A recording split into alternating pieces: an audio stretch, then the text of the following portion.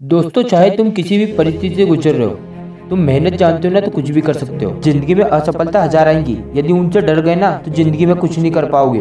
बुरे दिन सबकी जिंदगी में आते हैं मेरे दोस्तों, लेकिन ये नहीं कि बुरे दिनों का अंत नहीं आता।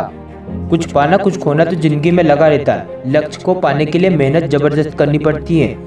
लक्ष्य पे वही पहुंचते हैं जो बदला नहीं बदलाव लाने की सोच रखते हैं। हमेशा टूटने का मतलब खत्म होना नहीं होता, कभी कभी टूटने से जिंदगी की शुरुआत होती है। दोस्तों, किसी को आपकी परवाह नहीं है। आप एकमात्र ऐसे व्यक्ति हो जो खुद अपनी देखभाल कर सकते हो और खुद को एक बेहतर इंसान बना सकते हो। दोस्तों, मैं एक ऐसे बेहतर इंसान के बारे में आपको बताना चाहता हूँ। चाहे लाइक आए ना आए, व्यू आए ना आए, लेकिन मैं फिर भी आपको इस बारे में बताना चाहता हूँ कि उस इंसान ने अपनी जिंदगी में कितना कुछ सहा और कितना कुछ करके दिखाया। दोस्तों, वह एक गरीब लोहार के बेटे थे। उनकी माता का देहांत बचपन में ही हो चुका था।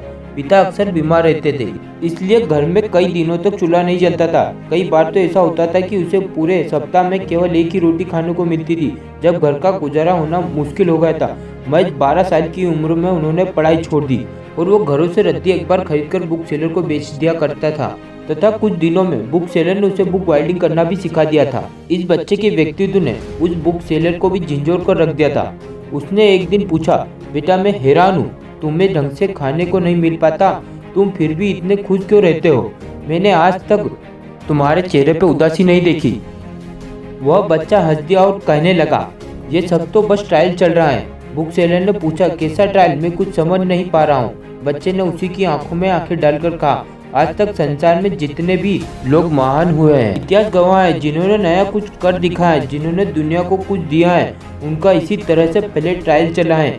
जिन लोगों का ट्रायल नहीं होता, उनका मतलब यह होता है कि वे जिंदगी में कुछ खास नहीं करने वाले होते हैं। और महज कुछ ही दिनों के बाद उस बच्चे के पास ढेर सारी पुस्तकें बाइंडिंग के लिए आने लगी। वह न केवल उन पुस्तकों को बाइंडिंग करता, बल्कि उन्हें पूरा पढ़ भी डालता। एक बार की किसी संस्थान की बहुत सारी विज्ञान की पुस्तकें बाइंडिंग के लिए आई। उस बच्चे की रुचि विज्ञान में बढ़ गई।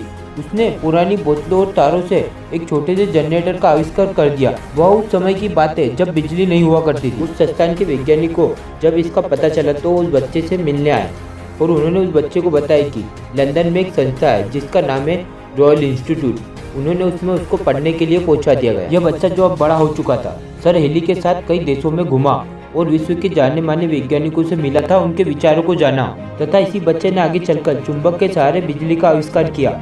इतना ही नहीं, उसने बिजली की मोटर, डायनामो, ट्रांसफार्मर आदि का आविष्कार किया। उसने बिजली को लोगों की सेवा में समर्पित कर दिया। दोस्तों, आप इस महान वैज्ञानिक का नाम तो जरूर जानते होंगे। अगर आप नहीं जानते तो मैं बता देता हूँ। इनका नाम है माइकल फेराडे, जिन्होंने लगातार 40 वर्ष तक बिना कोई अवकाश लिए काम किया है। दोस्तों, दुनिया झुकती भी और रुकती भी है। जब आपके हौसले मजबूत होते हैं तो इससे कोई फर्क नहीं पड़ता है कि आप क्या हो, इससे फर्क पड़ता है कि आप क्या कर सकते हो। दोस्तों, तरक्की इतनी खामोशी से करो कि कामयाबी शोर मचा दे।